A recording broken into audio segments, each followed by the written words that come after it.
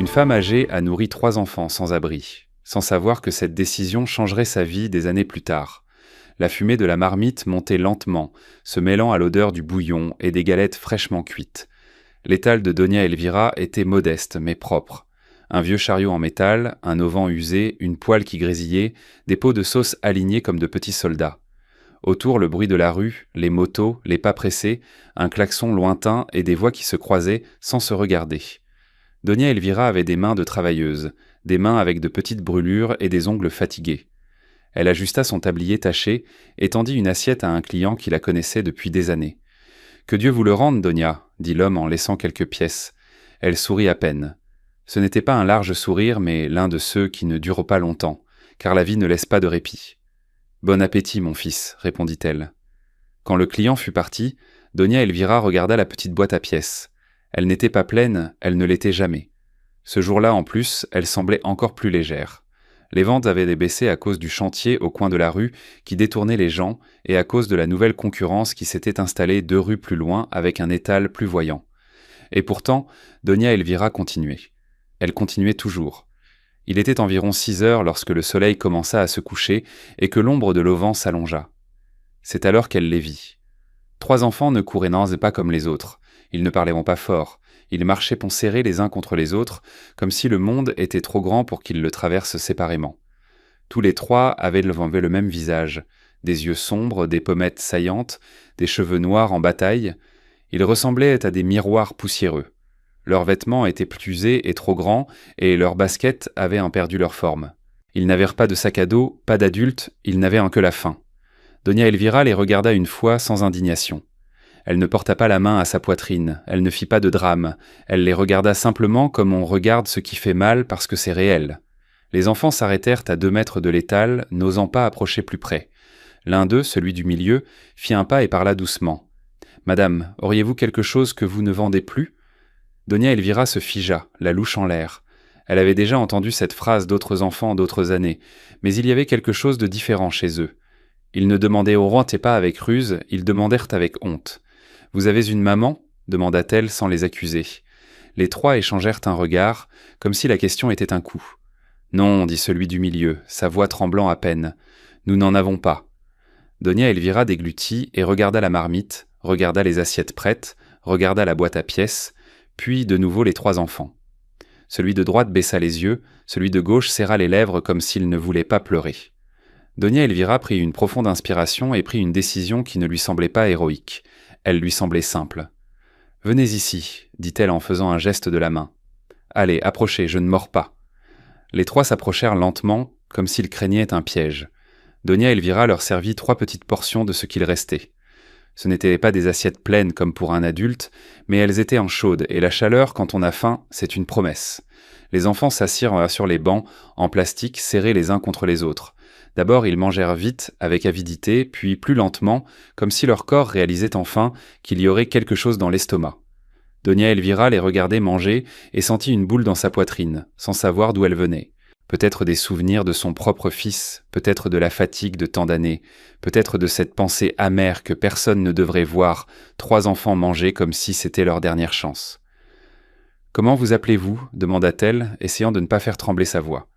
Les 3 échangèrent à nouveau un regard. « Je suis Matteo, dit le premier. « Je suis Gaël, dit le deuxième, celui du milieu. « Et moi c'est Damian, dit le troisième. » Doña Elvira hocha lentement la tête, mémorisant ces noms comme on garde ce qu'on ne veut pas perdre.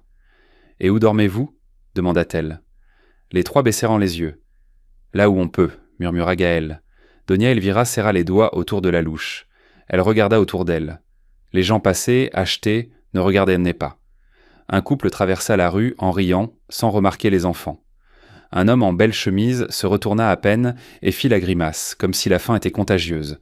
Doña Elvira ressentit une pointe de colère, puis entendit une voix derrière elle, froide comme la pierre. « Doña Elvira, vous distribuez encore de la nourriture ?» Elle se retourna. C'était un homme du quartier, de ceux qui parlent toujours comme s'ils possédaient la rue. Don Rogelio, celui qui prétendait connaître des gens qui délivrent les permis. « Ne vous plaignez pas ensuite quand il vous en manquera, » ajouta-t-il en regardant les enfants comme s'ils étaient pour des ordures. Les triplés se figèrent. L'un serra le bord de son assiette, l'autre cacha son visage. Doña Elvira se redressa, bien que son dos lui fasse mal. Je ne me plains pas, dit-elle fermement. Il mange. Don Rogelio rit doucement. Votre étal va se remplir de vagabonds, marmonna-t-il. Et ensuite l'inspection viendra. Et adieu. Doña Elvira soutint son regard sans baisser la tête. Qu'ils viennent, dit-elle. Il n'y a rien de sale ici, seulement de la faim. Don Rogelio fit claquer sa langue et partit, mais sa menace resta flotter dans l'air. Doña Elvira regarda les enfants. Matteo la regardait, comme s'il ne comprenait pas pourquoi quelqu'un les défendait. Gaël avalait lentement. Damian serrait les lèvres avec une rage contenue. Doña Elvira baissa la voix. « Mangez, leur dit-elle. Et quand vous aurez fini, dites-moi où vous allez. Je ne serai pas tranquille si je vous laisse partir comme ça. » Les trois échangèrent un regard, et pour la première fois, il y eut quelque chose de plus que la faim dans leurs yeux. Il y eut de l'espoir, petit comme une flamme tremblante. Doña Elvira ne le savait pas, mais à ce moment-là, avec 3 simples assiettes et une phrase ferme, elle venait de faire ce que le monde ne pardonne pas facilement et n'oublie pas, car nourrir 3 enfants sans abri était un acte de bonté, mais aussi une promesse involontaire. La rue restait la même, les motos passaient, les gens achetaient sans regarder. La poêle émettait ce crépitement qui ressemblait à un cœur fatigué. Mais pour Doña Elvira, la soirée n'était plus la même depuis que les 3 enfants s'étaient assis sur ces bancs en plastique. Matteo, Gaël et Damian finirent leur portion avec précaution, comme s'ils voulaient étirer la chaleur de la nourriture pour qu'elle dure plus longtemps. Ils ne demandèrent pas de supplément, non pas parce qu'ils ne le voulèrent pas, mais parce qu'ils avaient honte. Doña Elvira prit une serviette et la tendit à celui du milieu. « Essuie-toi bien, mon fils, dit-elle sans tendresse exagérée, comme l'aurait fait une vraie grand-mère. Gaël hocha la tête, les yeux baissés. « Merci, madame, murmura-t-il. » Doña Elvira ramassa lentement les assiettes, regardant leurs petites mains. Des mains d'enfant, mais avec les marques de la rue, des éraflures sur les jointures, des ongles cassés, des doigts légèrement enflés par le froid de dormir n'importe où. « Voilà, dit-elle en posant les assiettes sur le plateau. Où allez-vous quand le soleil se couche ?» Les 3 échangèrent un regard, comme s'ils se mettaient point d'accord sans mots. « Vers le pont, » dit Matteo, presque sans voix. Doña Elvira sentit une boule dans sa gorge. Le pont était un endroit connu. Ombre, carton, humidité. Il y avait dans la ville de tels recoins où les gens disparaissaient et personne ne le remarquait. « Et pourquoi n'êtes-vous pas dans un foyer ?» demanda-t-elle. Damian pinça la bouche avec méfiance. « Ils nous séparent, dit-il directement. Ils disent que c'est la règle. » Doña Elvira fronça les sourcils. « Et vous n'êtes pas d'accord ?» Gaël secoua la tête négativement avec une obstination triste. « S'ils nous séparent, nous ne nous retrouverons plus, dit-il en déglutissant. Et tout seul, c'est pire. » Doña Elvira garda le silence une seconde. Elle regarda la marmite, regarda la rue, regarda sa petite boîte à pièces et ressentit une rage silencieuse envers ce genre de règles qui sont créées derrière un bureau et appliquées sur la peau d'un enfant. « D'accord, dit-elle enfin. Moi non plus, je ne vous séparerai pas. » Les triplés levèrent les yeux en même temps, comme si cette phrase était un toit au-dessus de leur tête. Doña Elvira baissa la voix. « Mais vous ne partirez pas tant que je n'en saurai pas plus, dit-elle.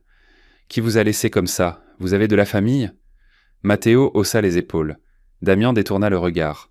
Gaël hésita une seconde, mais parla. « Nous ne nous souvenons pas très bien, murmura-t-il. Juste une voiture la nuit, et puis c'est tout. » Doña Elvira sentit un frisson. Ce n'était pas une histoire complète, mais un morceau. Et les morceaux, quand il manque quelque chose, cachent généralement des choses lourdes. Elle n'insista pas, elle ne voulait pas extraire la douleur par la force. « Bien, dit-elle. Aujourd'hui vous avez mangé, et demain, si vous voulez, revenez, mais à une condition. » Les 3 se tendirent, comme s'ils craignaient avoir le prix à payer. « Laquelle ?» demanda Damian. Doña Elvira les regarda fermement. « Que vous ne voliez pas, dit-elle, ni par faim, ni par colère. Si je vous donne, vous me respectez, et vous vous respectez vous-même. » Matteo hocha rapidement la tête. « Nous ne volons pas, dit-il. » Damien serra les lèvres. « Parfois on nous accuse, même si non, » murmura-t-il. Doña Elvira comprit. Dans la rue, on distribue la culpabilité selon le visage et les vêtements. « Pas ici, dit-elle. Ici, on dit la vérité. » Les enfants se turent, puis, alors que Gaël bougeait pour descendre du banc, quelque chose apparut à l'encolure de sa chemise. Une fine chaîne, sale de poussière, avec un petit pendentif. Doña Elvira le vit à peine, mais elle le vit. C'était un pendentif en métal, simple, avec une forme très spécifique, 3 points reliés ensemble comme un trèfle étrange ou 3 étoiles. Doña Elvira se figea. Ce symbole, elle l'avait déjà vu, pas dans la rue, une chose qui n'allait pas avec un enfant sans abri. « Écoute, dit-elle doucement, ce pendentif, où l'as-tu eu ?» Gaël toucha instinctivement sa poitrine, comme pour le protéger. Il est à moi, dit-il avec méfiance. Je l'ai eu depuis le début. Donia Elvira déglutit. Depuis le début, avant de se retrouver à la rue. Gaël hocha la tête. Matteo et Damien s'approchèrent, comme si le pendentif était quelque chose de sacré. « Nous en avons tous les trois un, dit Matteo, baissant le col de sa chemise pour montrer le sien. Damien fit de même. Les trois pendentifs étaient identiques. Donia Elvira sentit son cœur battre. C'était inhabituel. Ce n'était pas quelque chose acheté au marché. C'était le symbole de quelqu'un qui avait de l'argent, ou une famille, ou un endroit où l'on commande des choses identiques pour trois enfants identiques. Donia Elvira regarda à nouveau le symbole, et quelque chose dans sa mémoire bougea, comme une porte qui grince. Elle se souvint d'une vieille nouvelle d'il y a des années. Une annonce collée sur un poteau près du marché. Trois identiques, une famille désespérée, un numéro de téléphone, une récompense offerte et un petit logo dans le coin, celui-là même avec les 3 étoiles. Donia Elvira sentit le sang se retirer de ses doigts. « Qu'est-ce qu'il y a » demanda Damien, la voyant si sérieuse. Donia Elvira déglutit, essayant de ne pas les effrayer. « Rien, mon fils, dit-elle, mais sa voix ne lui obéissait pas tout à fait. C'est juste que ce symbole ne vient pas de la rue. » Gaël serra le pendentif. « Je ne sais pas, dit-il. Je sais seulement que quand je le touche, je me souviens d'une voix qui chante. » Matteo regardait le sol et chuchota. L'odeur, comme du savon cher. Damien fronça les sourcils. « Et moi je me souviens de grands portails, dit-il doucement. Hauts, en métal. » Donia Elvira se figea. Des portails, du savon cher, une voix qui chante. Ce n'était pas le pont, c'était une maison. Donia Elvira regarda autour d'elle comme si quelqu'un pouvait écouter. La rue restait normale, mais elle n'était plus normale à l'intérieur, car elle avait compris ce que personne n'avait vu. Ces enfants n'avaient là pas seulement faim, ils avaient une histoire. Si quelqu'un les cherchait avec une récompense et un logo, cela signifiait que quelqu'un voulait aussi qu'on ne les trouve jamais. Donia Elvira prit une profonde inspiration, se pencha vers eux et baissa la voix. « Écoutez-moi bien, dit-elle. Aujourd'hui, vous n'allez pas au pont. Aujourd'hui, vous resterez près de moi. Et pas parce que je le veux, mais parce que je sens que quelqu'un pourrait vouloir que vous soyez loin. » Les trois la regardèrent avec peur. « Qui ?» demanda Gaël. Donia Elvira serra la louche comme si c'était un bouclier. « Je ne sais pas encore, dit-elle, mais je vais le découvrir. » Et pour la première fois dans cet étal modeste, le danger cessa de ressembler à la faim, et commença à ressembler à quelque chose de plus grand, comme une ombre venant du passé. Le soleil descendit encore plus bas, et l'air devint frais avec cette odeur de rue qui mélange la poussière, la nourriture et l'essence. Donia Elvira se tenait toujours derrière son étal, remuant avec la cuillère avec un calme fin, mais à l'intérieur elle était tendue. Les trois pendentifs avec le symbole des 3 étoiles avaient allumé en elle des souvenirs auxquels elle ne voulait pas tout à fait croire. Matteo, Gaël et Damien restèrent donc près d'elle sans traverser la rue, comme si pour la première fois ils avaient un endroit d'où l'on ne les chassait pas tout de suite. Ils parlaient un peu, regardèrent les gens avec prudence, et chaque fois que quelqu'un s'approchait trop près, tous les 3 se serraient ensemble, comme s'ils ne faisaient ranquin. Donia Elvira leur tendit un verre d'eau. « Buvez doucement, dit-elle. Je ne veux pas que vous tombiez malade. » Gaël prit le verre avec précaution. « Merci, madame. » À cet moment, un rire sec se fit entendre à quelques pas. « Regardez-la donc. » Donia Elvira se retourna. Don Rogelio était venu avec 2 hommes derrière lui. De ceux qui marchent toujours avec un visage « J'ai la permission pour tout ». L'un portait un dossier, l'autre une casquette et un talkie-walkie bon marché. Don Rogelio souriait, comme s'il était venu prendre du plaisir. « Donia Elvira, dit-il. Quel grand cœur de distribuer de la nourriture aux vagabonds.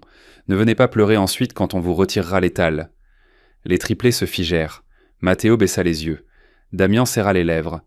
Gaël se pressa un peu plus près du bord du chariot, comme pour se cacher. Donia Elvira se redressa. « Ce ne sont pas des vagabonds, dit-elle. Ce sont des enfants. » Don Rogelio haussa un sourcil. « Des enfants qui mangent gratuitement aujourd'hui et qui vous volent demain, répondit-il. C'est comme ça que tout commence. » L'un des hommes derrière ouvrit le dossier et fit semblant de lire. « Nous avons reçu une plainte, dit-il, pour insalubrité et obstruction de la voie publique. » Donia Elvira sentit un coup au ventre. Ce mot, insalubrité, était le favori quand on voulait enlever quelque chose sans dire la vérité, que tu gênes. « Mon étal est propre, dit-elle fermement. Il avait toujours été propre.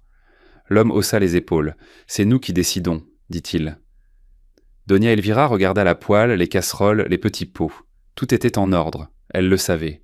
Mais elle savait aussi que lorsqu'un inspecteur vient avec l'envie de trouver, il trouve. Don Rogelio sourit. « Je vous l'avais dit, Donia, murmura-t-il. Si vous vouliez être tranquille, vous m'auriez écouté. » Doña Elvira le regarda avec une rage contenue. « Que voulez-vous » demanda-t-elle. Don Rogelio baissa la voix, mais assez pour que les enfants entendent « Que vous arrêtiez d'attirer les problèmes, dit-il, et ces enfants d'ici. » Gaël leva les yeux avec peur. Matteo serra le bord du banc. Damian, lui, fit un pas, comme s'il voulait se mettre devant. Doña Elvira tendit la main vers lui, l'arrêtant sans le toucher. « Non, chuchota-t-elle. Ne t'en mêle pas. » Don Rogelio vit ce geste et dit d'un ton moqueur « Regardez comme c'est mignon. Elle a déjà des défenseurs. Combien vous les payez ? Avec de la soupe ?» Les gens commencèrent à se retourner. Quelques curieux s'approchèrent. Et c'était le plan. Humilier publiquement, pour que la honte fasse le travail. Une femme du marché murmura « C'est pour ça que tout se remplit de bandits. » Un homme à moto lança « Qu'on les emmène au service de protection de l'enfance. » Les enfants entendirent et se recroquevillèrent encore plus. Doña Elvira sentit la colère monter, mais se força à parler calmement. « Ils n'ont rien fait, dit-elle. Ils mangent, c'est tout. » L'inspecteur au dossier s'approcha du chariot et mit son nez, comme s'il cherchait une puanteur. « fit-il exagérément. « Ça sent bizarre ici. » Doña Elvira serra la louche. « Ça sent la nourriture, dit-elle, comme il se doit. » Don Rogelio fit un pas et pointa les triplés du doigt. « Vous voyez, dit-il aux gens, cette femme encourage la rue. Ensuite, ils vont et volent, et tout le monde se plaint, mais personne ne fait rien. » Damian serra les poings, ses yeux brillèrent de rage. « Nous ne volons pas, lui échappa-t-il, incapable de se retenir. » Le silence dura une seconde, et dans cette seconde, Don Rogelio sourit. « Ah non, dit-il. Eh bien, prouve-le. Voyons ce que tu as dans tes poches. » Damian se figea. Matteo regarda Gaël avec peur. Gaël serra instinctivement son pendentif. Doña Elvira s'avança, se mettant devant eux. « Vous n'avez pas le droit, dit-elle fort. Ce sont des enfants. » L'homme au talkie-walkie s'approcha. « Nous avons le droit s'il y a soupçon, dit-il. » Les gens chuchotèrent. Le mot « soupçon » était de l'essence. Don Rogelio éleva la voix, comme s'il rendait service. « Doña Elvira, ne soyez pas têtue. Ou vous les chassez, ou je les chasse pour de vrai. » La Doña sentit le monde s'effondrer sur elle. Et à ce moment-là, elle vit quelque chose. La poche déchirée du pantalon de Matteo, le tremblement du menton de Gaël, la rage désespérée de Damian. C'étaient des enfants, ils avaient faim, et maintenant on les humiliait. Doña Elvira prit une profonde inspiration, rassembla son courage et dit clairement pour tous « Si vous êtes venus prendre mon étal, prenez-le. Mais je ne chasserai pas 3 enfants comme si c'étaient des chiens. Si voir la faim vous irrite, c'est parce que vous ne l'avez jamais ressenti. » La rue se tut une seconde. Certains baissèrent les yeux, d'autres se sentirent mal à l'aise, mais Don Rogelio n'était pas de ceux qui ressentent dans la honte. « Ah, donc ce sera comme ça, dit-il en souriant. « Bien. » Il fit signe à l'inspecteur au dossier. « Notez, ordonna-t-il. Refus de coopérer. Présence de mineurs en situation irrégulière, risque sanitaire. » Doña Elvira sentit ses jambes trembler, mais elle ne recula pas. L'homme à la radio fit alors un pas vers le chariot, tendant la main comme s'il allait éteindre le gaz ou renverser quelque chose. Et dans ce mouvement, son regard se posa sur la poitrine de Gaël, où l'on voyait un pendentif avec 3 étoiles. L'homme se figea une seconde et son visage changea. « Écoute, dit-il doucement, ce symbole... » Gaël couvrit sa poitrine. Doña Elvira le remarqua, Don Rogelio aussi. « Qu'est-ce qu'il y a » demanda-t-il rapidement en s'approchant. L'homme à la radio hésita. « Rien, dit-il, mais c'était déjà trop tard. » Don Rogelio regarda Gaël plus attentivement, comme s'il voyait pour la première fois non pas un enfant sale, mais autre chose, quelque chose qui pouvait valoir de l'argent. Doña Elvira ressentit une angoisse intérieure, car elle comprit à ce moment-là le véritable danger. Ce n'était pas qu'on les traitait de vagabonds, mais que quelqu'un venait de les reconnaître. Le mot resta suspendu dans l'air, dangereux et petit. Ce symbole. L'homme à la radio l'avait dit presque involontairement, mais c'était suffisant pour que Doña Elvira sente un frisson lui parcourir le dos. Gaël couvrit immédiatement sa poitrine. Matteo recula. Damian serra les poings, comme si sa rage pouvait les protéger. Don Rogelio pencha la tête, flairant l'opportunité comme un chien qui sent de la viande. « Qu'est-ce qu'il y a » demanda-t-il en feignant la curiosité. L'homme à la radio recula nerveusement. « Rien, marmonna-t-il, ce n'est rien. » Doña Elvira fit un pas rapide et se plaça devant les enfants, les cachant avec son corps maigre et son tablier taché. Ce n'était pas grand-chose, mais c'était un mur. « Ça suffit, dit-elle fermement. Si vous êtes venus pour inventer des histoires, inventez autre chose. Il n'y a pas de crime ici. » Don Rogelio éclata de rire, mais son rire n'était plus moqueur. C'était un calcul. « Doña Elvira, je veux seulement vous aider, dit-il. Vous vous attirez des ennuis par bonté, et ensuite la rue ne pardonne pas. Doña Elvira le regarda comme on regarde quelqu'un qui prétend être un ami. « Je n'ai pas besoin de votre aide, répondit-elle. Don Rogelio fit un geste de la main, comme s'il abandonnait, mais son regard resta rivé sur le cou de Gaël. « Très bien, dit-il. Ne dites pas ensuite que vous n'avez pas été prévenu. » L'inspecteur rangea son dossier sans mettre sa menace à exécution. L'homme à la radio évitait de regarder les enfants. Tous les trois s'éloignèrent, mais sans se presser. Ils partirent avec ce faux calme qui dit « J'ai déjà vu quelque chose et je reviendrai ». Lorsqu'ils disparurent enfin au coin de la rue, Doña Elvira expira, comme si elle avait retenu son souffle depuis leur arrivée. Les enfants restaient immobiles. « Señora, murmura Matteo, nous allons partir. » Doña Elvira regarda la rue, regarda son étal, regarda le soleil couchant et prit une décision, sans encore la prononcer. « Aujourd'hui, vous ne vous séparez pas de moi, dit-elle, ni pour aller au pont, ni ailleurs. » Gaël écarquilla les yeux. « Mais si nous restons, ils fermeront votre étal. » Doña Elvira serra sa louche comme si c'était une canne. « On peut perdre un étal, dit-elle, mais pas vous. » Damian baissa les yeux une seconde, avalant sa salive, puis parla d'une voix basse, presque honteuse. « Nous ne voulons pas être un fardeau. » Doña Elvira le regarda. « Vous n'êtes pas un fardeau, dit-elle. Vous êtes des enfants. » La soirée continua. 2 clients arrivèrent, et Doña Elvira les servit de ses mains rapides, comme toujours. Les enfants restèrent à l'écart, observant en silence. Et dans cette observation, Doña Elvira remarqua quelque chose. Ce n'étaient pas des enfants des rues, au sens où les gens l'entendent. Ils n'avaient pas l'habitude de voler. Ils avaient l'habitude d'endurer. Lorsqu'un client laissa trop de monnaie, Matteo le vit, mais ne tendit pas la main.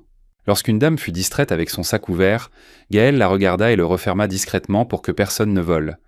Lorsqu'un garçon du quartier se moqua d'eux, Damian ne répondit pas par des coups, il le regarda seulement avec une rage silencieuse. Doña Elvira comprit. Ces trois-là avaient faim. Mais ils avaient aussi des règles intérieures, même s'ils ignoraient d'où elles venaient. À la tombée de la nuit, Doña Elvira ferma l'étal, rangea les bocaux, éteignit le gaz, couvrit la marmite, regarda la petite boîte avec les pièces. La journée avait été courte, mais cela lui était égal désormais.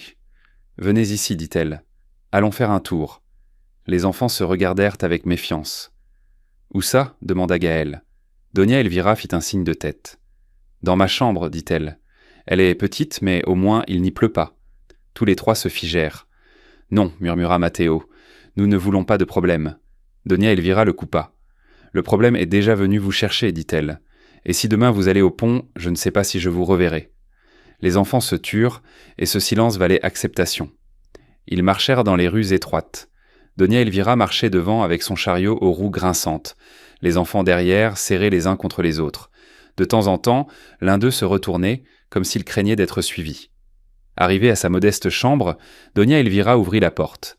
L'intérieur sentait le savon bon marché et la tortilla gardée pour plus tard. Il y avait un lit simple, une vieille chaise, un petit autel avec une bougie éteinte. « Voilà, dit-elle, il n'y a pas de luxe, mais il y a un toit. » Les enfants entrèrent lentement, comme si cette chambre était un lieu sacré. Doña Elvira sortit du pain rassis et le divisa en 3 morceaux. « Mangez un peu, dit-elle, et demain, nous verrons quoi faire. » Matteo prit le pain avec précaution. « Pourquoi vous nous aidez ?» demanda-t-il sans comprendre. Doña Elvira se figea une seconde. Elle ne savait pas comment l'expliquer avec de beaux mots. Elle dit seulement la simple vérité. « Parce que si j'étais à la rue, j'aimerais que quelqu'un voie en moi un être humain. » Les enfants baissèrent les yeux. Doña Elvira s'assit sur la chaise et regarda chacun d'eux. « Maintenant, les conditions, dit-elle fermement. Tous les trois levèrent les yeux. « Ici, on ne vole pas, dit-elle. Ici, on ne ment pas. Si quelqu'un vous cherche, vous me le direz. Vous ne vous cacherez pas de moi. » Gaël serra le pendentif sous sa chemise. « Nous ne savons pas qui nous cherche. » Doña Elvira le regarda. « Quelqu'un a reconnu ce symbole, dit-elle. Et quand quelqu'un reconnaît quelque chose en vous, ce n'est pas toujours par amour. » Damian fronça les sourcils. « Alors qu'est-ce qu'on fait ?» Doña Elvira prit une profonde inspiration. « Nous allons conclure un pacte, dit-elle. Un pacte silencieux. » Matteo la regarda attentivement. « Vous m'aidez à l'étal, poursuivit-elle. Vous nettoyez, vous rangez, vous portez pour que personne ne dise que vous venez seulement pour manger. Et moi je vous donne à manger et un toit jusqu'à ce que nous sachions la vérité sur ce symbole. » Tous les trois se regardèrent, et pour la première fois, leurs yeux brillèrent de quelque chose ressemblant à de la fierté. « Oui, dit Matteo. »« Oui, répéta Gaël. »« Oui, dit Damian le plus sévère, mais d'une voix légèrement tremblante. Doña Elvira hocha la tête, et cette nuit-là, tandis que la ville continuait d'ignorer leur existence, un pacte fut scellé dans cette modeste chambre, un pacte sans papier, mais avec quelque chose de plus fort. La loyauté. Seulement dehors, à un coin de rue, Don Rogelio concluait lui aussi son propre pacte, mais avec l'avidité, et Doña Elvira le pressentait dans sa poitrine. Le lendemain matin, l'étal sentait comme d'habitude, le bouillon, la tortilla, la coriandre fraîchement coupée. Mais il y avait une différence que Doña Elvira ne pouvait chasser de son cœur, la sensation d'être observée. Matteo, Gaël et Damian arrivèrent tôt, avant que le soleil ne chauffe le trottoir. Leurs cheveux étaient encore humides, comme s'ils s'étaient lavés avec le sérieux de ceux qui veulent paraître convenables. Sans dire grand-chose, ils commencèrent à aider. L'un installa les bancs, l'autre nettoya le comal, le troisième apporta un seau d'eau qui était trop grand pour lui. Doña Elvira les observait en silence, avec un étrange mélange de fierté et de peur. « Attention avec ça, mon fils, dit-elle à Damian en le voyant forcer sur son dos. Je ne veux pas que tu te blesses. Damian hocha la tête obstinément, comme s'il ne savait pas accepter l'attention. Au cours de la matinée, les gens les regardèrent sans différemment. Certains avec gêne, d'autres avec pitié. Il y avait ceux qui achetèrent seulement pour regarder, comme si l'étal était un spectacle. Et au milieu de cette agitation, Don Rogelio apparut de l'autre côté de la rue. Il ne s'approcha pas, il resta juste là, adossé au mur, observant, souriant des lèvres mais pas des yeux. Doña Elvira sentit son cœur se serrer. « Ne le regardez pas, chuchota-t-elle aux enfants.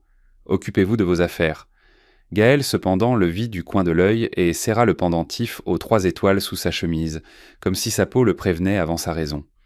La journée avança.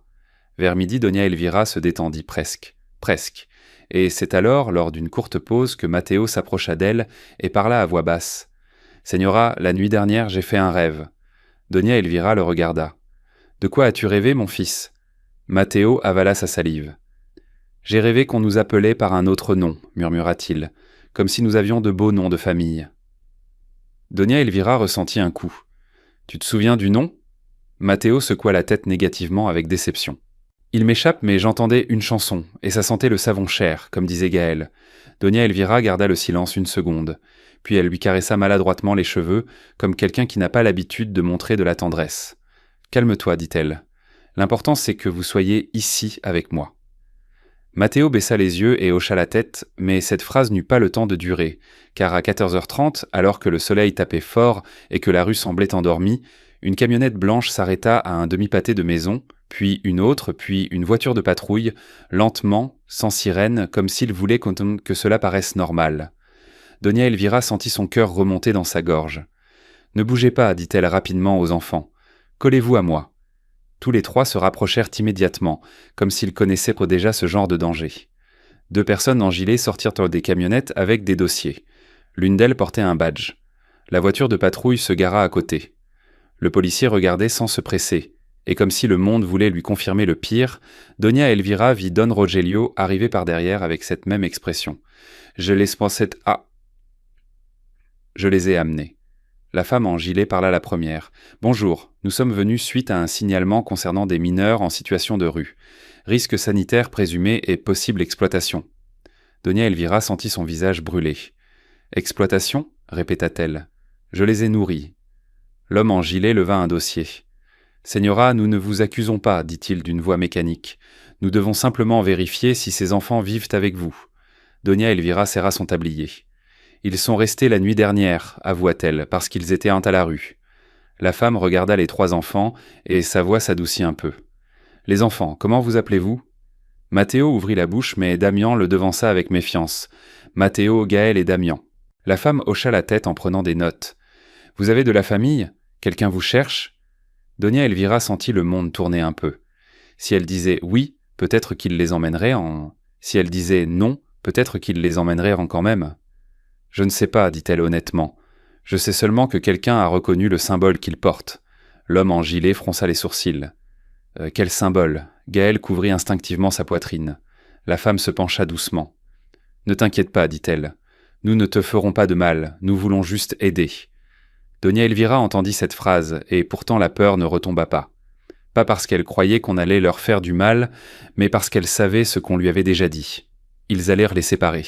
« Ne les emmenez pas séparément !» lâcha Doña Elvira, presque sans réfléchir. Je vous en supplie, si vous les séparez, ils seront perdus. La femme en gilet la regarda avec un mélange de fatigue et de compassion. Señora, je ne prends pas cette décision, dit-elle. Il y a des protocoles. Damian serra les poings. Non, dit-il, et sa voix sortit brisée. Ne nous séparez pas. Matteo se serra contre Gaël. Gaël resta immobile, le regard fixé sur la voiture de patrouille. Doña Elvira sentit sa poitrine se déchirer. « Regardez l'étal, dit-elle en pointant désespérément du doigt. Il est propre, ils aident, je ne les utilise pas. Je ne pouvais simplement pas les laisser. » Le policier ennuyé lança « Señora, ne vous compliquez pas la vie. » Et cette indifférence fut un coup. Alors l'homme en gilet ouvrit son dossier et montra quelque chose, une feuille imprimée avec un logo dans le coin. Doña Elvira se figea. 3 étoiles, le même symbole. La femme en gilet regarda Doña Elvira avec une nouvelle gravité. « Señora, ces enfants pourraient être signalés comme disparus depuis des années. » Elle fit une pause. « Nous devons les prendre sous protection pour vérifier leur identité. » Doña Elvira sentit ses jambes faiblir. « Disparus, murmura-t-elle. Don Rogelio sourit derrière comme s'il venait de gagner au loto. « Vous voyez, Doña, dit-il, vous vous mêlez de ce qui ne vous regarde pas. » Doña Elvira le regarda avec une rage muette. « C'était toi, murmura-t-elle. » Don Rogelio haussa les épaules. « J'ai seulement signalé, dit-il, pour le bien des enfants. Un mensonge enveloppé de bonté. » Les gens en gilet s'approchèrent des triplés calmement, sans agressivité, mais fermement. Les enfants reculèrent d'un pas, se serrant contre Doña Elvira. « Señora, dit Matteo d'une voix tremblante, vous allez nous laisser ?» Doña Elvira sentit quelque chose se briser en elle. « Non, dit-elle en avalant sa salive, je ne vous laisserai pas. » La femme en gilet la regarda. « Vous pouvez venir avec nous au bureau si vous voulez, dit-elle. Vous ne pouvez pas empêcher la protection. » Doña Elvira hocha rapidement la tête. « J'irai, dit-elle, j'irai avec eux. » À ce moment-là, Damian se tourna vers l'étal, comme s'il voulait s'en souvenir. Gaël serra son pendentif. Matteo regarda Doña Elvira comme celui qui s'accroche à la seule chose qu'il possède. Ils les firent monter ensemble dans la camionnette, pour l'instant. Doña Elvira monta aussi, tremblante, toujours avec son tablier. La porte se ferma et quand le véhicule démarra, Doña Elvira vit par la fenêtre Don Rogelio rester au coin de la rue, regardant leur départ avec satisfaction.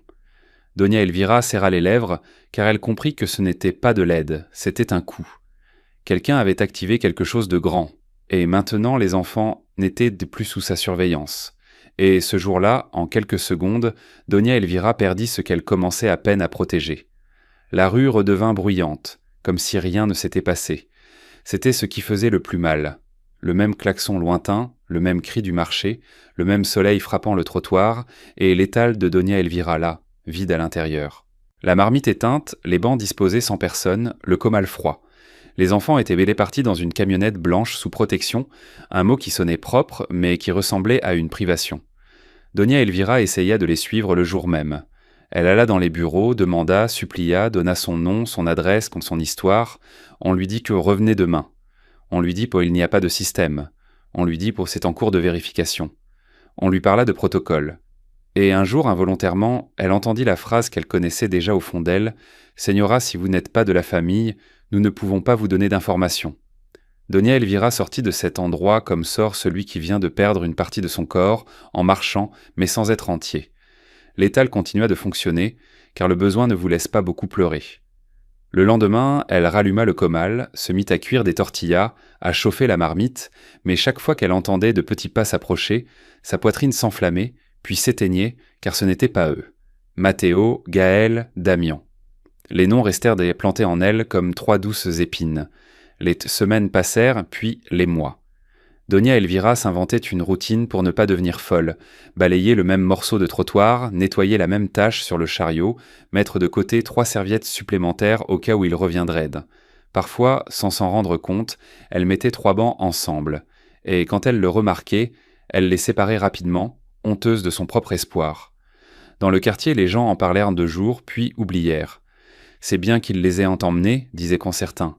Comme ça, il n'y a plus de saleté. » D'autres chuchotaient. Doña Elvira s'était trop attachée, et c'était le pire, appeler attachement ce qui était de la protection.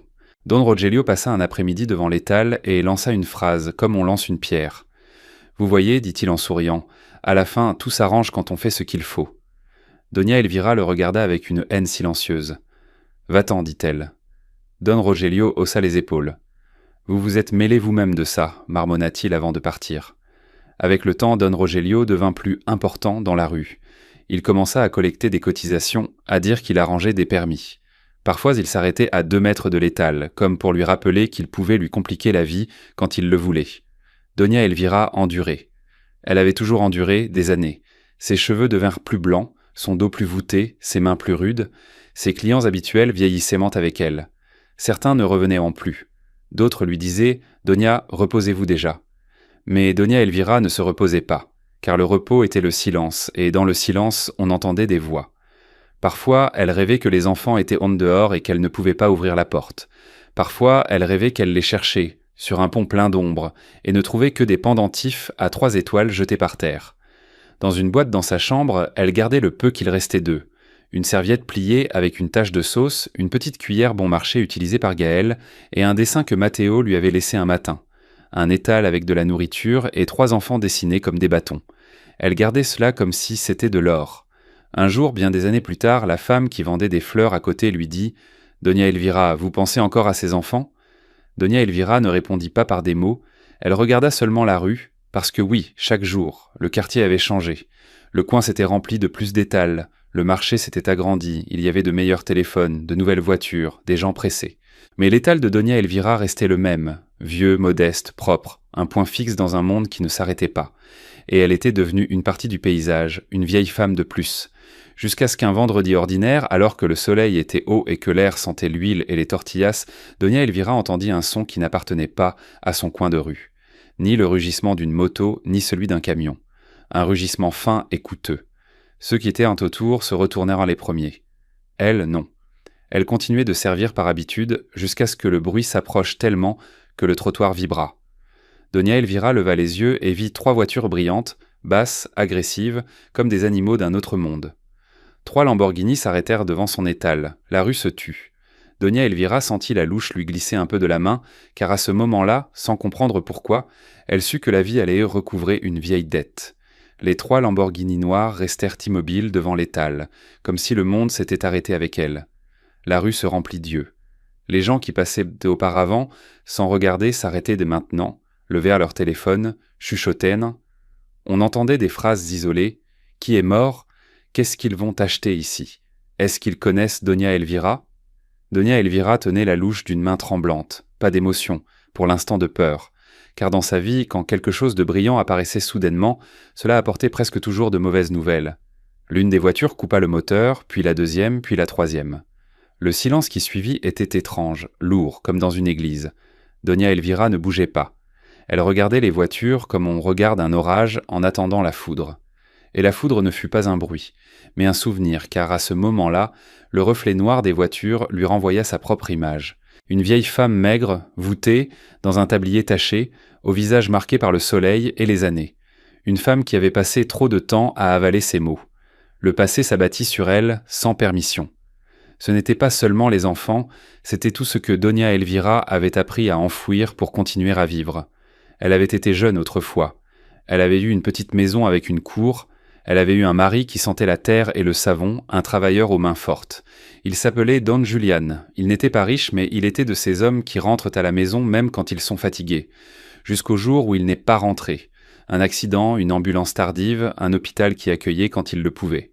Doña Elvira l'avait vu s'éteindre, sans pouvoir acheter de miracle, et elle était restée seule, tenant sa vie entre ses mains.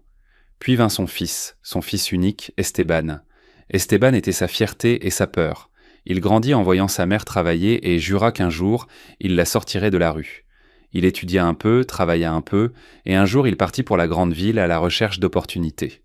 Doña Elvira lui mettait de la nourriture dans une serviette quand il venait en visite, comme s'il était encore un enfant. Mais la ville ne pardonne pas à ceux qui arrivent sans soutien. Esteban tomba dans un mauvais travail avec de mauvaises gens. « C'est juste pour un temps, disait-il au téléphone. Juste pour économiser et revenir. » Doña Elvira ne comprenait pas ces mondes, mais elle comprenait le ton de quelqu'un qui a peur et ne veut pas que ça se voie. Un jour, Esteban cessa d'appeler. Doña Elvira le chercha avec tout ce qu'elle avait, ses jambes, sa voix et sa honte. Elle alla dans les gares, les bureaux, les églises. On lui disait la même chose que ce qu'on dirait des années plus tard à propos des triplés. Si vous n'êtes pas de la famille avec des papiers, nous ne pouvons pas vous aider. Doña Elvira resta avec un vide dans sa maison. Et c'est alors que le pire arriva. Les gens, la rue, le quartier commencèrent à parler. Son fils s'était enfui. Son fils était un voleur. Son fils l'avait laissé pour une autre. Doña Elvira ne connut jamais toute la vérité. Elle savait seulement que la solitude, quand elle s'installe, commence à vous courber de l'intérieur. C'est pourquoi, lorsqu'elle vit Matteo, Gaël et Damian ce jour de faim, ce ne fut pas seulement de la gentillesse. Ce fut une blessure reconnaissant une autre blessure. C'était une mère sans fils voyant 3 enfants sans mère. Et c'est pourquoi elle s'attacha trop, comme disaient l'un les gens, car en eux, Doña Elvira sentit une seconde chance de faire quelque chose de bien, même si le monde lui disait que cela n'en valait pas la peine. Le rugissement des moteurs la ramena au présent. Une portière s'ouvrit, puis une autre, puis une troisième. 3 hommes sortirent presque simultanément. Tous les 3 grands, tous les 3 avec de la présence, tous les 3 avec cette élégance silencieuse qui n'a pas besoin de crier. Ce n'étaient pas des gars du quartier. Ils semblaient intervenir d'un autre monde. Doña Elvira les regarda et ressentit un coup étrange, comme lorsque quelque chose de familier se cache à l'intérieur de l'impossible. Et pourtant, sa première réaction fut humaine. Elle baissa les yeux, car la première chose qui naquit en elle fut la honte. Honte de son vieux stand, de son tablier, de ses mains brûlées, de toute sa vie réduite à une seule marmite. Elle voulait se cacher derrière le chariot, mais elle ne pouvait pas. Les 3 hommes marchèrent vers elle lentement, sans se presser, sans se moquer. Comme si chaque pas était une expression de respect. Doña Elvira serra sa louche. « De quoi avez-vous besoin ?» demanda-t-elle d'une voix faible. L'homme du milieu la regarda avec une émotion contenue, comme s'il lui était douloureux de ne pas s'effondrer là, tout de suite. « Doña Elvira, dit-il doucement. » Elle leva les yeux, et dans ce regard, quelque chose s'ouvrit. Un fil invisible parce que ses yeux étaient les mêmes que ceux qu'elle avait vus sur 3 visages sales il y a des années sous son auvent. Doña Elvira sentit sa poitrine se remplir d'air, puis se vider. Elle ne dit rien, elle ne put rien dire. Les 3 hommes s'arrêtèrent d'un devant le stand, et celui du milieu, d'une voix tremblante, s'autorisant enfin à ressentir, prononça la phrase qui divisa son monde en 2. « Nous ne vous avons pas oublié. » Doña Elvira sentit ses genoux flancher, et dans sa tête, comme un vieil écho, 3 noms revinrent, Matteo, Gaël, Damian. Mais elle n'osait toujours pas y croire car Doña Elvira avait déjà trop perdu. Et le cœur, quand il perd trop, apprend à ne pas faire confiance même au miracle. La phrase resta suspendue entre la fumée du comal et l'éclat noir des voitures. « Nous ne vous avons pas oublié. » Doña Elvira serra la louche comme si c'était une amulette. Elle regarda les 3 hommes de bas en haut, essayant de trouver le mensonge. Et en même temps, son cœur s'accrochait à une idée dangereuse, et si c'était eux? La rue se transforma en scène. Il y avait des gens qui filmaient. Certains s'approchaient en sans vergogne, d'autres faisaient un semblant d'acheter juste pour rester. Matteo, Gaël et Damian remarquèrent les caméras et, sans se concerter, se placèrent naturellement. Un à droite du stand, un à gauche, un devant, comme pour la protéger. Doña Elvira déglutit. « tenta-t-elle de dire. « Qui êtes-vous » Celui du milieu fit un pas de plus. Sa voix était douce mais ferme. « D'abord, si vous le permettez, dit-il, pouvons-nous parler sans tous ces yeux autour ?» Doña Elvira regarda autour d'elle. Les regards la transpercèrent, et alors elle sentit la vieille peur revenir. Cette même peur qu'elle avait eue quand on avait emmené les enfants. Cette même peur des protocoles et des papiers de ceux qui ont le pouvoir. Et comme si la peur appelait la peur, une voix venimeuse et familière retentit derrière elle. « Ah, tiens donc, vous avez de la chance maintenant, Doña. » Doña Elvira se retourna. Don Rogelio marchait vers eux avec son sourire habituel, celui qui ne demande pas la permission d'intervenir. Les mains dans les poches, confiant, comme si la rue lui appartenait encore. Les gens le regardèrent avec curiosité. Il se redressa. « Comme c'est beau, dit-il en haussant légèrement la voix. On aide la communauté, n'est-ce pas? Et puis les récompenses arrivent. » Doña Elvira sentit le sang lui monter au visage. « Va-t'en, Rogelio, dit-elle sèchement. Don Rogelio rit. « Je suis juste venu dire bonjour, dit-il, et demander quelque chose. » Il regarda les 3 hommes. « Vous êtes les propriétaires de ces voitures, parce qu'ici, pour faire du commerce, il faut des permis. » Matteo le regarda sans émotion. « Nous ne sommes pas venus faire du commerce, dit-il. Nous sommes venus rendre visite à Doña Elvira. » Don Rogelio inclina la tête, feignant le respect. « Ah, eh bien, c'est bien, dit-il. Parce que voyez-vous, Doña, je ne veux pas qu'on dise ensuite que je ne me suis pas soucié de vous. Il y a des règles ici. S'il y a de l'argent qui apparaît, Eh bien, vous savez, il y a des cotisations. Donia Elvira serra son tablier. Ce mot, elle le connaissait. Cotisation signifiait extorsion avec un sourire. Gaël fit un pas vers Don Rogelio sans élever la voix. « Vous prenez des cotisations à une vieille dame ?» demanda-t-il. Don Rogelio rit, faisant mine que c'était une bagatelle. « Ne vous méprenez pas, jeune homme, dit-il. Je ne prends pas, j'aide à organiser. Ici, tout est en ordre. » Donia Elvira sentit la colère brûler dans sa gorge, mais avant qu'elle ne puisse parler, Damian, le plus sérieux, dit « Et vous avez aussi aidé le jour où ils ont emmené les 3 enfants ?» L'air se figea. Don Rogelio cligna des yeux une fraction de seconde, mais Donia Elvira le remarqua. Son sourire se durcit. « Quels enfants ?» demanda-t-il en feignant l'ignorance. « Je ne me souviens même pas. » Donia Elvira frissonna. Les triplés échangèrent un regard, comme pour confirmer un vieux soupçon. Matteo parla calmement. « Nous nous souvenons. » Les gens autour commencèrent à chuchoter. Certains approchèrent leur téléphone. Don Rogelio leva les mains théâtralement. « Ah non, dit-il, n'allez pas m'accuser de tout maintenant. Je suis un citoyen honnête. » Donia Elvira fit un pas en avant, tremblante de rage. « Tu les as désignés, dit-elle presque en chuchotant. Tu as amené ces gens. » Don Rogelio sourit, mais avec tranchant cette fois. « Donia, ne vous créez pas de problème, dit-il doucement, juste pour elle. Il vaut mieux ne pas remuer le passé, surtout maintenant qu'il y a de l'argent. » Cette phrase fut un coup, car ce n'était pas juste une menace, c'était un avertissement. Il voyait une opportunité. Matteo l'entendit aussi, et sa voix devint ferme, mais sans cri. « Il n'y a pas d'argent ici.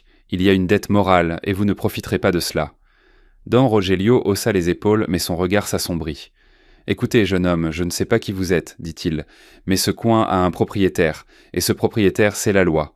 Si je dis un mot, les inspecteurs viendront, et adieu le stand. Et Donia Elvira est trop âgée pour supporter des émotions fortes. » Donia Elvira sentit la peur monter comme une vague froide, car c'était la vérité. Chaque fois qu'il le voulait, les inspecteurs apparaissaient. Gaël se pencha vers Donia Elvira. « N'ayez pas peur, dit-il doucement. Aujourd'hui, vous n'êtes pas seul. » Donia Elvira le regarda, et cette phrase lui fit une douleur agréable, car pendant de longues années, elle avait vraiment été seule, et la solitude force à obéir par fatigue. Damian regarda Don Rogelio sèchement. « Si vous la menacez encore une fois, nous rendrons cela public. » Don Rogelio eut un petit rire bref. « Public ?» dit-il. « Ici, le public oublie demain, et vous partirez, elle restera. » C'était la phrase la plus cruelle, car c'était la vérité. La vie de Donia Elvira continuait ici, sans miracle. Matteo fit un pas de plus, et sa voix fut basse, dangereuse par son calme. « Nous ne partirons pas. » Don Rogelio le regarda, comme s'il l'évaluait. « Ah non ?» Matteo soutint son regard. « Nous ne partirons pas tant que nous n'aurons pas réparé ce que vous avez brisé. » Don Rogelio serra les lèvres une seconde, puis leva un sourcil et sourit, comme celui qui décide de jouer sale. « Alors nous nous arrangerons à l'amiable ou à la manière d'ici, » dit-il en montrant le bâtiment de la municipalité au loin. Et il partit, mais pas comme celui qui bat en retraite, mais comme celui qui va chercher des renforts. Donia Elvira le regarda s'éloigner et sentit la vieille peur la transpercer à nouveau. « Ils vont refaire la même chose, murmura-t-elle.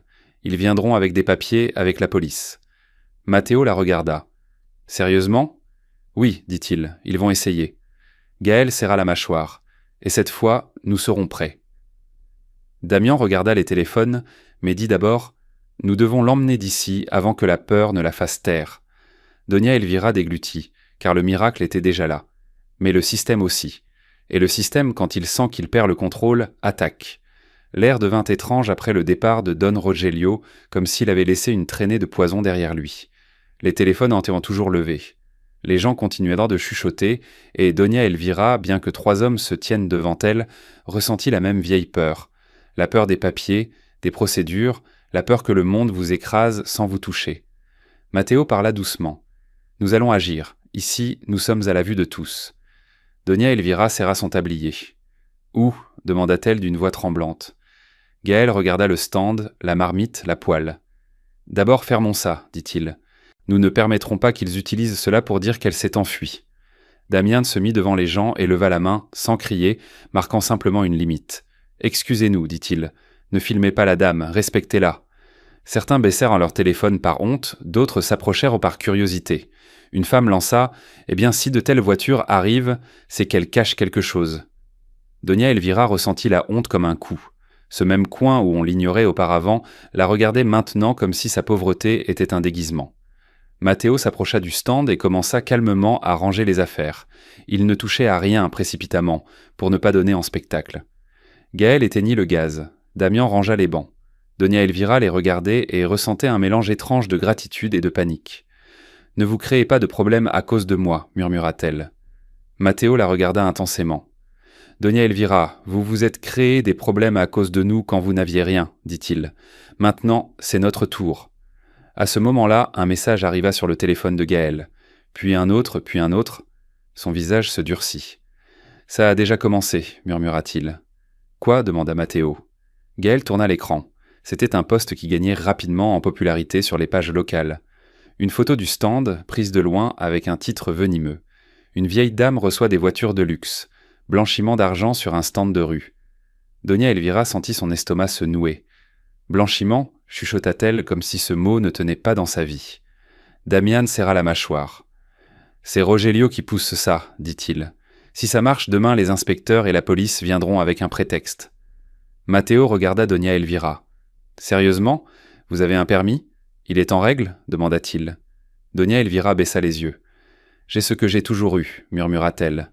Je paie ce qu'on me demande pour qu'on me laisse tranquille. » Gaël se tendit. « Rogelio vous fait payer ?» Donia Elvira hésita une seconde, puis hocha la tête honteuse. « Une cotisation, dit-elle. Sinon on me ferme, c'est comme ça que ça marche ici. » Matteo ferma les yeux un instant, contenant sa colère. « Donc ce ne sont pas juste des ragots, dit-il, c'est de l'extorsion. » Damian regarda la rue, comme s'il voyait déjà arriver les hommes en gilet. « Et Rogelio ne se contente pas de sa cotisation. Maintenant il veut profiter de vous, dit-il. » À ce moment, Donia Elvira entendit une phrase qui lui coupa le souffle. Elle venait de deux hommes qui se tenaient à côté et chuchotéant. « C'est sûrement une arnaqueuse, la vieille. C'est pour ça que ces voitures viennent. » Donia Elvira eut envie de pleurer, mais ravala ses larmes par habitude. La honte lui donna envie de disparaître. Matteo le remarqua, et un changement s'opéra. Ce n'était plus seulement un homme avec de l'argent, c'était quelqu'un avec une dette dans la poitrine. « Ça suffit, dit-il, et sa voix n'était plus douce. Gaël le regarda. « Qu'est-ce que tu en penses ?» Matteo leva son téléphone et composa un numéro. « Nous allons faire ce qu'on ne fait jamais ici, dit-il. Appeler en haut lieu. » Damian haussa un sourcil. « Qui ?» Matteo répondit sans vantardise, seulement avec détermination. « Le parquet de l'État et les grands médias, aujourd'hui même, avec des preuves. » Donia Elvira le regarda avec effroi. « Non, ne faites pas ça, chuchota-t-elle. Ici, quand quelqu'un parle, on le paie cher. » Matteo se pencha vers elle avec une fermeté respectueuse. « Donia Elvira, on vous a déjà fait payer pendant des années, » dit-il avec la peur, la solitude, le silence. « Maintenant, nous allons faire payer avec la vérité. » Donia Elvira sentit quelque chose se briser en elle. Gaël ouvrit rapidement un autre écran sur son téléphone, une vieille photo conservée comme un trésor. Elle était floue, mais on y voyait une coupure de journal avec 3 petits visages identiques. Dans un coin, 3 étoiles. « J'ai gardé ça depuis que j'ai pu, » dit-il doucement. « Je ne savais pas pourquoi, mais je l'ai gardé. » Damian serra les lèvres. « Donc l'histoire ne commence pas aujourd'hui, » murmura-t-il. « Elle commence le jour où ils nous ont effacés. » Donia Elvira les regarda et pour la première fois comprit sans entendre l'explication complète. Si ces hommes étaient en ses enfants, alors le système ne l'avait pas seulement humilié, il leur avait volé leur vie aussi. Et si Don Rogelio était impliqué, il n'était pas juste un voisin commère, il faisait partie du système. Matteo termina l'appel et regarda les deux autres. « C'est fait, dit-il, ils sont en route. » Gaël déglutit. « Donc, il n'y a plus de retour en arrière. » Damian regarda la municipalité au loin, comme quelqu'un qui regarde une tempête. « Que vienne qui doit venir, dit-il. Cette fois, on ne nous séparera pas. » Donia Elvira serra son tablier, tremblant sous le regard de tout le coin de rue, car la honte se propageait déjà dans la ville, et ce qui allait arriver n'était pas juste un contrôle. C'était une dernière tentative pour l'enterrer sous la rumeur. 1 heure ne s'était même pas écoulée. La rumeur était déjà dans plusieurs groupes sur les pages du quartier, dans des commentaires pleins de venin. Et quand les gens sentent le sang, ils deviennent experts en invention. Donia Elvira essayait de continuer à travailler par pure habitude, mais ses mains tremblaient. Chaque client qui s'approchait apportait un regard différent. Curiosité, suspicion, intérêt malsain. Le stand, qui avait toujours été invisible, était maintenant le centre de l'attention. Matteo, Gaël et Damian restaient près d'elle, sans s'exhiber, comme s'ils étaient entre un mur. « Ils vont venir, dit Damian en regardant la rue. » Et ils vinrent. 2 hommes en gilet avec des dossiers, une femme avec une tablette, et derrière une voiture de patrouille, lentement, sans sirène, presque comme cette fois-là, il y a des années. Sauf que maintenant, il y avait plus de téléphones qui filmaient entre. Doña Elvira sentit sa poitrine se serrer à nouveau. « Non », murmura-t-elle. Matteo se pencha vers elle. « Respirez, dit-il. Aujourd'hui, on ne vous piétinera pas. » La femme en gilet parla avec une voix de fonctionnaire. « Doña Elvira, nous sommes venus pour un contrôle. Signalement d'activité illégale, possible blanchiment d'argent et occupation de l'espace public. » Doña Elvira ouvrit la bouche, mais la honte lui ôta sa voix. Gaël fit un pas en avant. « Blanchiment ?» demanda-t-il calmement. « Sur la base de quelles preuves ?» L'homme au dossier leva une feuille imprimée. « Un poste avec des rumeurs et des captures d'écran. Nous avons des plaintes de citoyens. » Damian eut un rire bref et froid. « Ce n'est pas une plainte, c'est un ragot, dit-il. » Le policier se redressa comme s'il s'attendait à une bagarre. Matteo leva la main pour apaiser les choses et parla sans crier. « Officier, nous allons coopérer, mais tout sera enregistré. Et avant de toucher à quoi que ce soit, je veux voir un mandat et une identification complète. » L'homme au gilet devint nerveux. « Pas besoin de réagir comme ça, jeune homme. » Matteo le regarda fixement. « Si, c'est nécessaire parce que cette dame est victime d'extorsion depuis des années, dit-il, et cela pue le coup monter. » Le mot « extorsion » changea l'atmosphère. Les gens chuchotèrent un plus fort. Les inspecteurs échangèrent un des regards. À ce moment, Don Rogelio apparut au bout de la rue, comme si la scène lui appartenait. Il ne s'approcha pas tout de suite, il regardait seulement avec assurance. Damian le désigna du menton. « Voici celui qui prend la cotisation, dit-il. » Doña Elvira baissa les yeux, tremblante. La femme au gilet fronça les sourcils. « Quelle cotisation ?» Gaël sortit son téléphone et montra d'anciens messages, des noms, de petits virements, des photos de papier sans tampon. « Ça, dit-il, des paiements pour qu'on ne la ferme pas, chaque mois pour le permis. » Les inspecteurs se figèrent. Le policier changea de posture. Matteo parla directement. « Nous avons déjà informé le parquet de l'État, ils sont en route. Si c'est légal, parfait. Si c'est du théâtre, aujourd'hui ils s'effondrent. » L'homme au dossier déglutit. « Nous n'avons besoin d'attendre personne. » Matteo sourit à peine. « Bien sûr que si. Si vous comptez toucher aux moyens de subsistance d'une vieille dame sur la base d'un ragot, dit-il, ou avez-vous peur que quelqu'un d'en haut arrive ?» Les inspecteurs se turent. Doña Elvira sentit les larmes aux yeux, mais pas de tristesse, de fatigue. Des années à payer avec la peur, et enfin quelqu'un en parlait à voix haute. Et c'est là qu'on entendit une voiture freiner à côté. Pas comme une Lamborghini, mais comme une voiture officielle. Un homme sortit avec un badge visible et 2 personnes derrière lui. « Bonjour, dit-il, inspection de l'État. Qui est le responsable ici ?» La rue se figea. Don Rogelio au loin fit un pas en arrière, et Doña Elvira comprit que la dernière impulsion était donnée. Soit le système les écraserait encore une fois, soit, enfin, ils seraient démasqués devant tous. L'homme de l'inspection de l'État se dirigea directement vers le stand, badge en évidence. Il marchait sans se presser et sans sourire, avec cette intonation du fonctionnaire qui est enfin du bon côté. « Qui a demandé l'intervention ?» demanda-t-il. Matteo leva la main.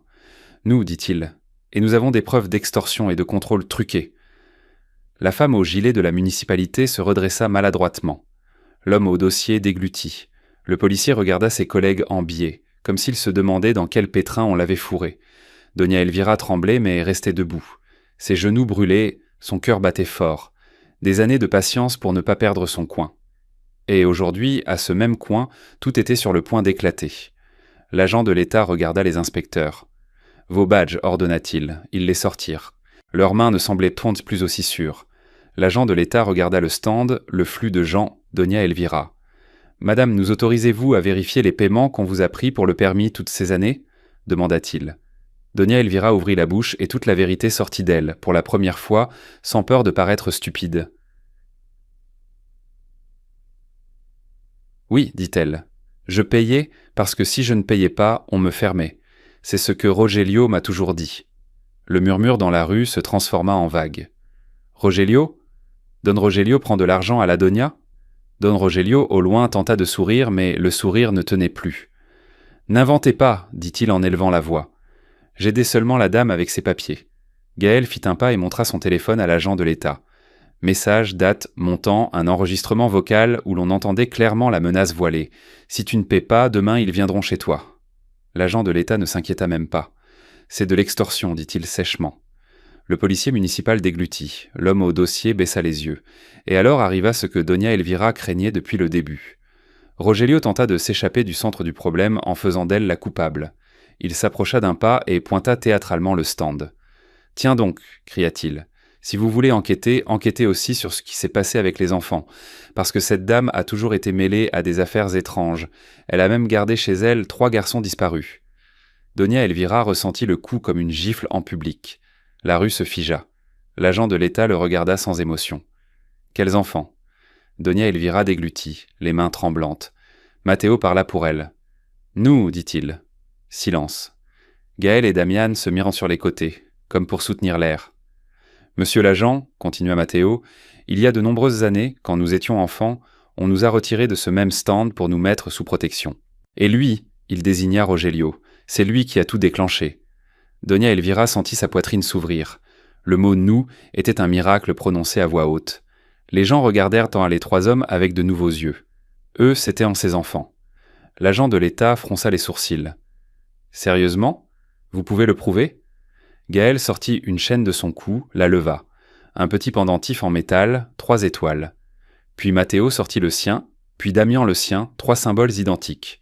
Doña Elvira sentit les larmes monter sans permission. Matteo regarda Doña Elvira. Sa voix trembla enfin. « Vous nous avez nourris quand personne ne le faisait, dit-il. Vous nous avez donné un abri, vous nous avez protégés. Vous étiez ce qui se rapprochait le plus d'une famille. » Doña Elvira pressa sa main sur sa poitrine. « Je voulais seulement... » tenta-t-elle de dire, et là elle craqua. Pas avec des cris, mais avec ce pleur silencieux de celle qui a gardé ça pendant des années. « Je vous ai cherché, chuchota-t-elle. Je vous ai cherché longtemps. Personne ne me disait rien.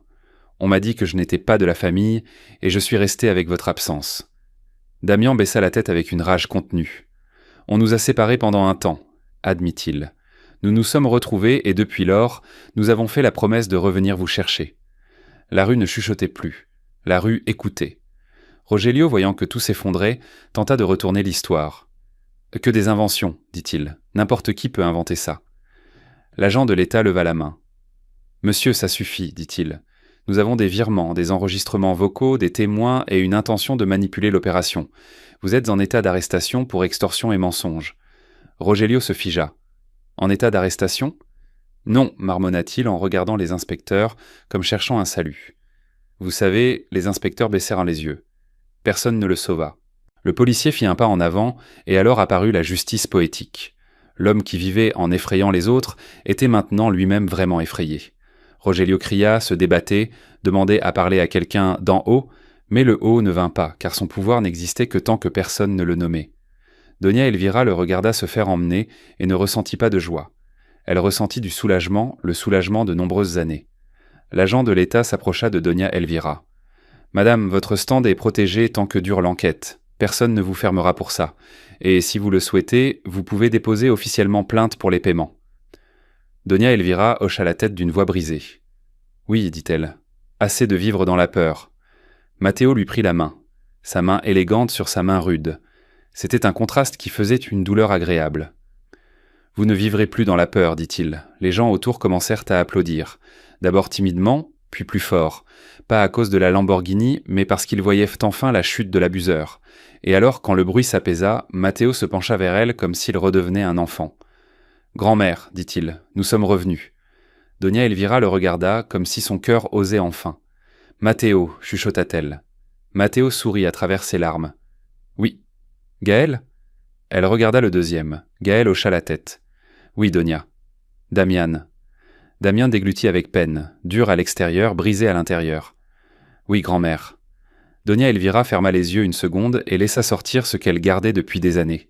« Merci, mon Dieu. » Tous les 3 l'étreignirent, doucement, sans serrer, comme s'ils avaient peur de la briser. Elle sentit l'odeur de parfum cher, et en dessous, comme un écho, elle sentit l'odeur de savon pur de ce souvenir. Et là, au milieu de la rue, une blessure se referma. Mais il restait encore une blessure, Esteban, le fils de Doña Elvira. Matteo la regarda. « Sérieusement, Doña, dit-il, il y a encore quelque chose que vous méritez de savoir. » Doña Elvira se tendit. « Quoi ?» Gaël prit une profonde inspiration. « Il y a des années, quand on nous transférait d'un endroit à un autre, un homme nous a aidés à la gare routière. Il nous a donné du pain, nous a dit de chercher la dame du stand, et nous a donné son nom, Doña Elvira. » Doña Elvira eut le souffle coupé. Qui était cet homme chuchota-t-elle. Damian baissa la voix avec respect. Il s'appelait Esteban. Le monde s'arrêta pour Doña Elvira. Non, murmura-t-elle. Mon fils. Matteo hocha la tête, le regard humide. Nous l'avons trouvé bien des années plus tard, dit-il. Il était malade. Il a eu le temps de nous dire que vous le cherchiez, qu'il regrettait d'être parti, qu'un jour il voulait aussi revenir. Doña Elvira trembla de tout son corps. « Il est vivant » demanda-t-elle avec un espoir qui faisait mal. Gaël baissa les yeux. « Non, Doña, dit-il, mais il est mort en sachant que vous l'aimiez, et il nous a demandé une chose, si jamais nous vous trouvions, de vous dire la vérité et de vous remercier de n'avoir jamais cessé d'être bonne. » Elvira pleura, pas un grand pleur, mais un pleur doux comme la pluie, et dans ce pleur se referma enfin le dernier fil, l'incertitude. Matteo l'étreignit à nouveau. « Vous n'avez pas perdu votre vie en étant bonne, dit-il. Vous l'avez gagnée. Vous nous avez gagnés. » Quelques jours plus tard, le stand de Doña Elvira était toujours au coin, mais plus par nécessité, mais comme une partie d'elle-même. Les triplés ne l'emmenèrent pas dans un manoir pour l'exhiber. Ils remirent en état sa petite chambre, assurèrent à la sécurité, rénovèrent le chariot et lui achetèrent une petite cuisine propre et légale, avec des papiers en règle. Tout cela sans la priver de son lieu habituel. Rogelio passa devant le tribunal. Les inspecteurs firent l'objet d'une enquête. Et le quartier apprit ce qu'il n'apprend jamais tant qu'il ne le voit pas de ses propres yeux. La violence prend fin quand la victime cesse de se taire et quand quelqu'un, possédant la force, décide de l'utiliser pour protéger et non pour opprimer. Un soir, Doña Elvira servit à nouveau un plat. Cette fois, elle le servit avec des mains qui tremblaient d'un moins. Elle regarda Matteo, Gaël et Damien assis sur 3 bancs, comme il y a des années. « Qu'est-ce que vous voulez manger » demanda-t-elle. Et sa voix n'était plus la voix de la peur, c'était la voix du foyer. Matteo sourit. « Ce que vous voudrez, grand-mère, dit-il. » Et Doña Elvira comprit la morale avec une nouvelle sérénité. Parfois, un repas partagé ne remplit pas seulement l'estomac. Il ramène les familles. Je t'en prie, partage tes impressions et tes avis dans les commentaires. Je serais très heureux si tu laissais un like.